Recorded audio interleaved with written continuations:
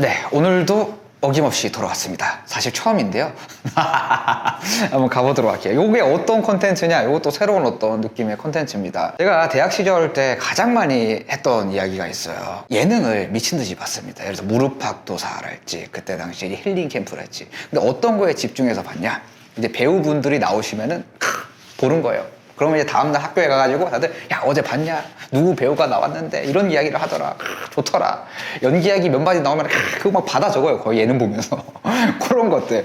그런 어떤 재미들이 있었던 것 같아서 연기 얘기를 좀 더 어떻게 하면 좀 쉽게 재밌게 좀 풀 수 있을까? 근데 그게 적인 것 같아요. 그때 당시에는 약간 그런 예능의 배우들이 나오는 게 어떤 성공의 어떤 척도, 아 우리도 나중에 뭔가 으쌰으쌰해서 연기를 잘해서 저런 곳에 나가보자, 뭔가 이런 장 같은, 그리고 그 배우의 어떤 삶에 대해서 좀 쫓아가 볼 수 있는 그런 것들 나오면 너무 좋아하고, 어떤 캐스팅 비화랄지 어떤 영웅담처럼 느껴지는 거죠, 선배들의. 그런 부분들을 좀 같이 공유해보면 어떨까 싶어가지고 이런 콘텐츠를 한번 준비해봤습니다. 방구석에서 이제 배우와 함께하는 오늘의 게스트를 한번 모셔보도록 하겠습니다. 오늘의 게스트 나와주세요.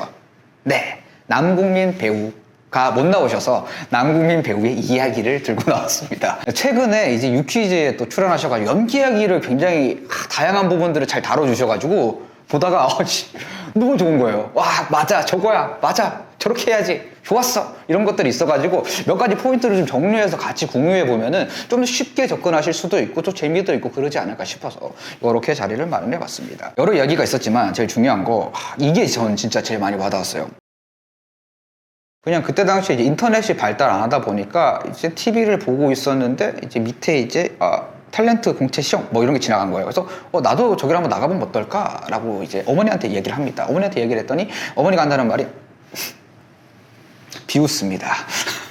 비웃는데 그래도 나도 한번 할 수 있지 않을까? 그래서 약간 경험해서 한번 해봐라 라고 해서 나가는데 너무 신기했던 거예요. 사람들이 아무것도 없는데 뭔가 앞에다 두고 막 이런저런 이야기들을 막 떠드는 것들이 이거 너무 재밌겠다 가 돼서 연기에 본격적으로 시작하게 됩니다. 내가 진짜 좋아하는 걸 찾았다. 이 키워드가 되게 중요한 것 같아요. 그렇기 때문에 생각보다 남궁민이라는 배우가 굉장히 오랜 무명 시절을 거쳤음에도 불구하고 지금까지 이렇게 이름도 더 드높일 수 있고 제대로 된 좋은 연기들도 보여줄 수 있는 이유가 되지 않았나 싶습니다. 사실 시작하는 입장에서는 이게 엄청나게 중요한 것 같아요. 진짜 별거 아닌데 내가 좋아하는 거를 한다. 그러면 쭉 오래 이어질 수 있는 것 같아요. 또 유퀴즈를 보시면은 또 아시겠지만 이제 긴 무명 시절에 현장에 나가면 맨날 욕바지였습니다. 욕을 맨날 들어먹어요. 나가서 뭔가를 좀 하면은 죄송합니다. 예를 들어서 뭔가 하다못해 여기 조명기가 바람에 쓰러졌는데 다 너 때문이야 이렇게 하면 죄송합니다, 잘못했습니다 하면서 이렇게 하시는 거죠. 근데 그래도 이게 여기서 탁 한 방 제대로 먹었어요. 그렇게 해서 욕을 먹었으면 보통 이제 안 좋아야 되는데 그 촬영이 딱 끝나면은 너무 기분이 좋았대요. 왜 기분이 좋냐? 라고 했더니 그래도 오늘은 연기를 했다라는 거예요. 현장에 가서. 이게 어떤 제가 봤을 때 가장 배우로서 바람직한 마음가짐입니다. 당연히 지금 그런 현장은 거의 찾아보기 힘들죠. 시대가 아주 많이 바뀌었기 때문에. 근데 그런 얘기를 하고 싶어 하는 게 아니라 그 마인드가 있어야 됩니다. 연기가 정말 좋아야 되고 현장에서 연기할 수 있다는 자체만으로 행복감을 충분히 이 정도로 느낄 수 있는 사람이라면 단단하게 본인의 원하는 부분을 향해서 뚜벅뚜벅 잘 걸어나갈 수 있겠죠. 이런 어떤 마인드셋이 좀 필요하다고 생각이 듭니다. 그리고 또 그런 공감되는 이야기도 있었어요. 그때 당시에 어떤 이야기를 하시면서 또 감독님이 촬영이 끝나면 술을 글라스에 쫙 따라주면서 마셔? 하면은 네 하고 그냥 마시고 기절. 이게 무슨 문화일까요 도대체?